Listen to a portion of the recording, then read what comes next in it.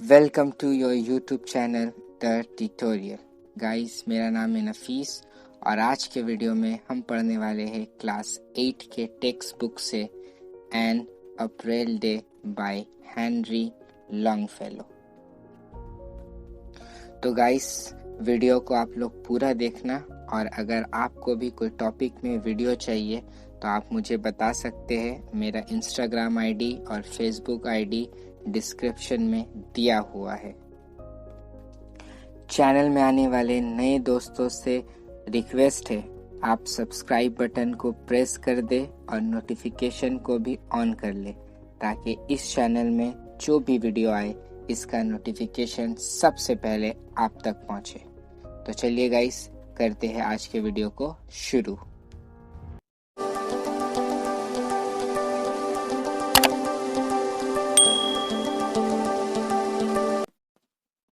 तो guys, poem को पढ़ने से पहले और पोयम को समझने से पहले हम लोग पोएट के बारे में कुछ जान लेते हैं। हेनरी वुड्सवर्थ लॉन्गफेलो का जन्म 27 फरवरी 1807 को यूएसए यानी यूनाइटेड स्टेट ऑफ अमेरिका के एक शहर पोर्टलैंड, मेन में हुआ। हेनरी के फादर स्टेफन लॉन्गफेलो एक लॉयर थे और हेनरी की mother Zilpah Longfellow housewife. Henry अपने माँ बाप के 8 बच्चों में दूसरे बच्चे थे। हेनरी भी बड़े होकर अपने फादर की तरह लॉयर बनना चाहते थे।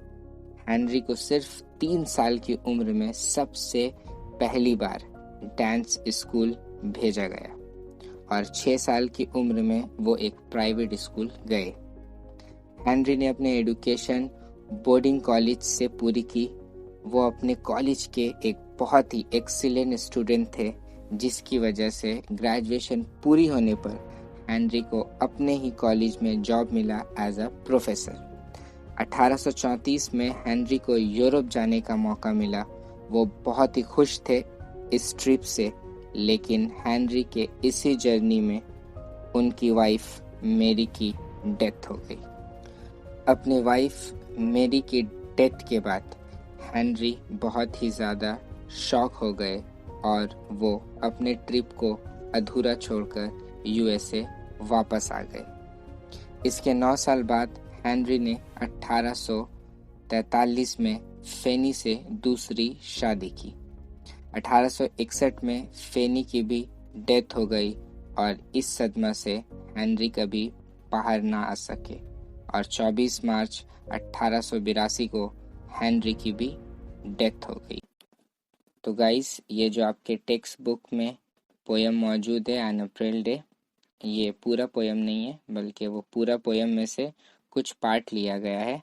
इसका जो पूरा पोयम है वो काफ़ी बड़ा है, जो आपके टेक्स्ट बुक में पूरा मौजूद नहीं है, और उसका हाफ या सिर्फ 5 स्ट्रेंजा को आपके सिलेबस में शामिल किया गया है। तो गाइस, यहाँ सबसे पहला बात जानने की ज़रूरत है। यहाँ पे जो पोएट है हेनरी लॉन्गफेलो, वो सबसे पहले इस पोयम का जो हेडिंग या टॉपिक है वो नाम रखा है एन अप्रैल डे, यानी अप्रैल का महीना का सिर्फ एक दिन के बारे में बात हो रहा है। और हम लोग जानते हैं कि अप्रैल का जो महीना होता है वो स्प्रिंग के सीज़न में आता है और स्प्रिंग एक ऐसा सीज़न है जिसमें किसान लोग जो है वो धान लगाता भी है और धान काटता भी है। तो स्प्रिंग का सीज़न जो है वो किसान लोग के लिए काफ़ी इम्पोर्टेंट होता है। तो उसी सीज़न का एक डे के बारे में ये पूरा पोयम हेनरी लॉन्गफेलो ने लिखा है। तो चलिए गाइस, हम लोग देखेंगे पोयम को और लाइन बाय लाइन हम लोग उसका माने भी जानेंगे और उसको समझेंगे भी कि हेनरी लॉन्गफेलो जो है अपना पूरा पोयम में हम लोग को बता क्या रहा है।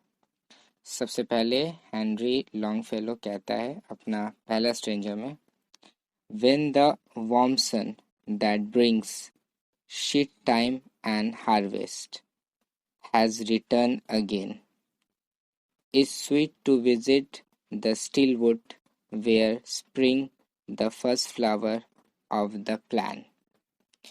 यानी पोएट सबसे पहले लाइन में बता रहा है वेन द वार्म सन, यानी हम लोग जानते हैं कि स्प्रिंग आने से पहले जो सीज़न होता है अम, वो विंटर सीज़न होता है, और विंटर में जो है वो हर तरफ जो है वो कोल्ड ही कोल्ड रहता है, हर तरफ ठंड ही ठंड रहता है। और उस मौसम में होता ये है कि सूरज का जो असल टेम्परेचर है, जो सूरज का असल तपिश है, वो दुनिया में या यूनिवर्स में जो है पहुंच नहीं सकता। तो इसीलिए बता रहा है कि व्हेन द वार्म सन, यानी जब सूरज का गर्मी वापस लौट आता है अप्रैल का महीना में, स्प्रिंग सीजन में, क्योंकि विंटर में तो सूरज के पास वो गर्मी था नहीं, तो वो सूरज का गर्मी जो है अब स्प्रिंग सीजन में लौट आया। When the warm sun that brings seed time and harvest, यानी वो सूरज का गर्मी भी लौट आता है स्प्रिंग के सीजन में, अप्रैल का महीना में। और शिट टाइम भी, यानी खेती बाड़ी करने का वक्त भी आ जाता है, नया बीज भी लगाया जाता है, उसको हम लोग शिट टाइम बोलते हैं। शिट टाइम मीन्स जब खेती बाड़ी किया जाता है, यानी धान लगाया जाता है। एंड हार्वेस्ट, और पुराना जो धान था जो पहले से लगाया हुआ था, जो कोल्ड का सीज़न में या विंटर सीज़न में जो लगाया गया था, वो धान को काटा जाता है, यानी पुराना वाला को काटा जाता है, हार्वेस्ट काटा जाता है, और नया वाला को लगाया जाता है। हैज़ रिटर्न अगेन, यानी वो दौर जो है फिर से वापस आ गया, यानी वो सीज़न फिर से वापस आ गया जब फिर से धान लगेगा और पुराना वाला धान कटेगा। इसलिए बोल रहा, when the warm sun that brings seed time and harvest has return again, यानी अप्रैल का महीना आते ही वो नया वाला धान फिर से लगाया जाता है, और पुराना वाला धान को जो है किसान लोग जो है काट लेता है।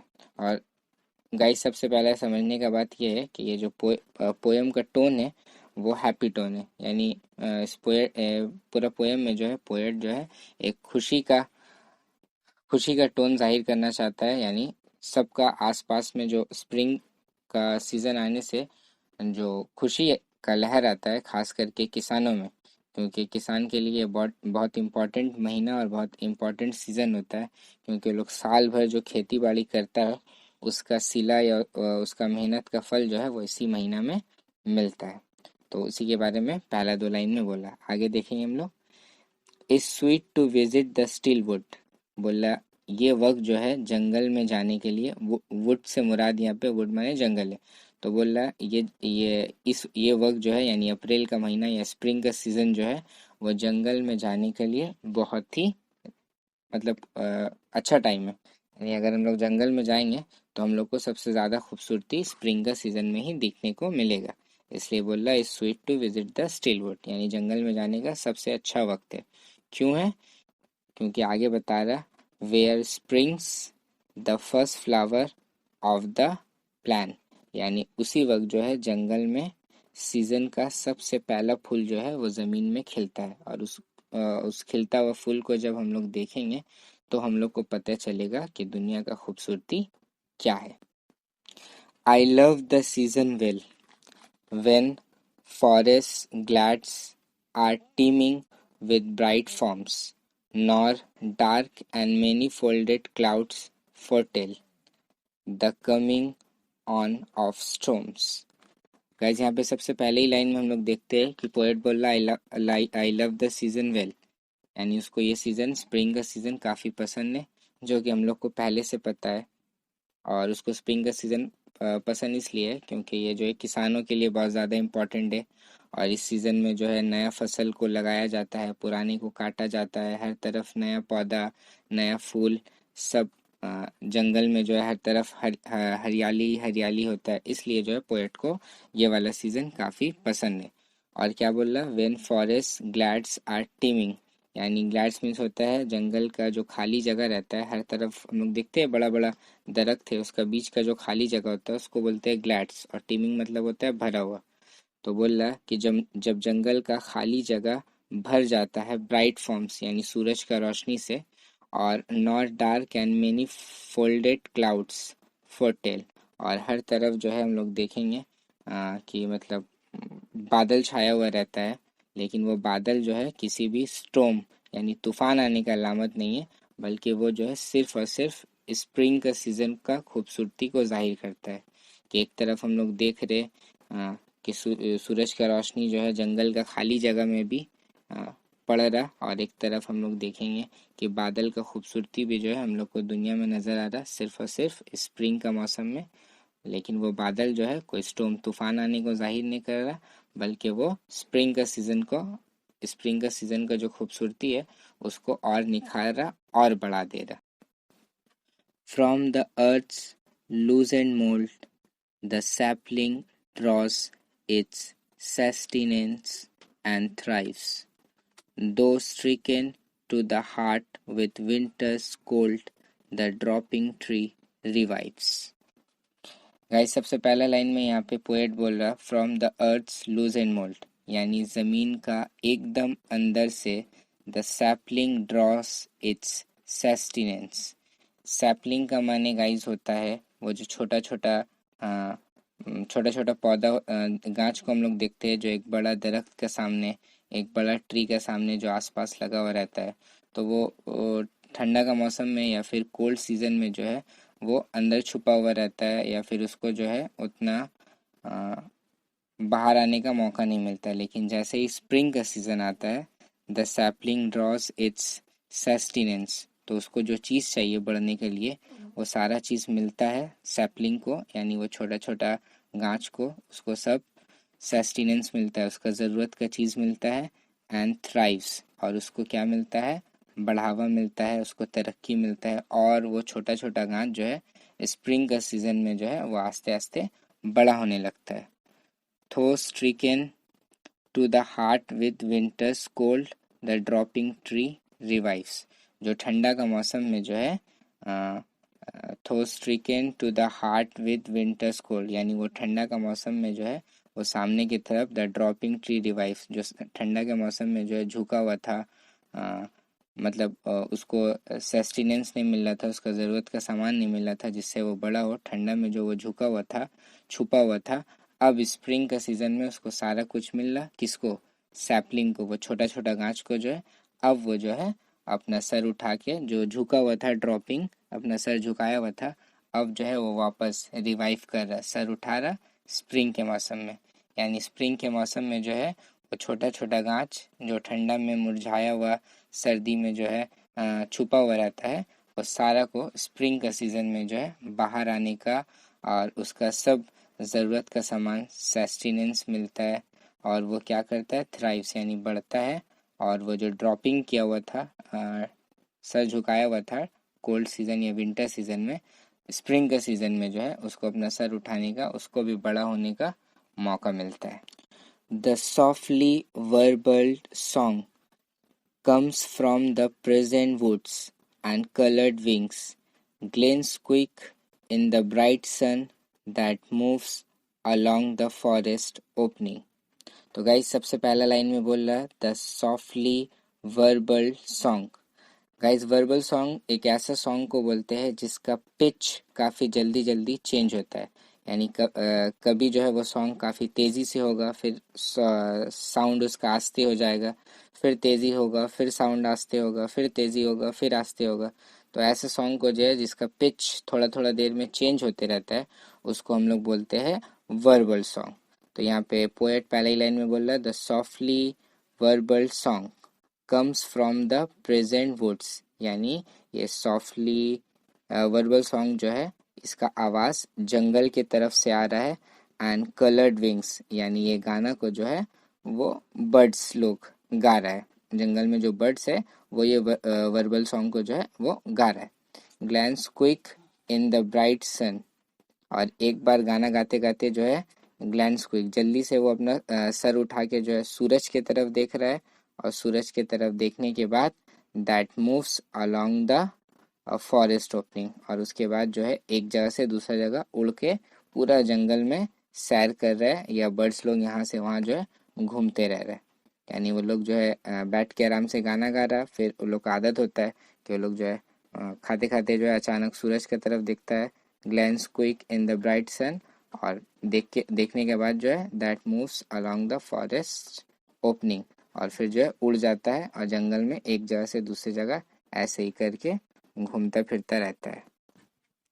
When the bright sunset fills the silver woods with light, the green slope throws its shadows in the hollows of the hill and white the uplands glows।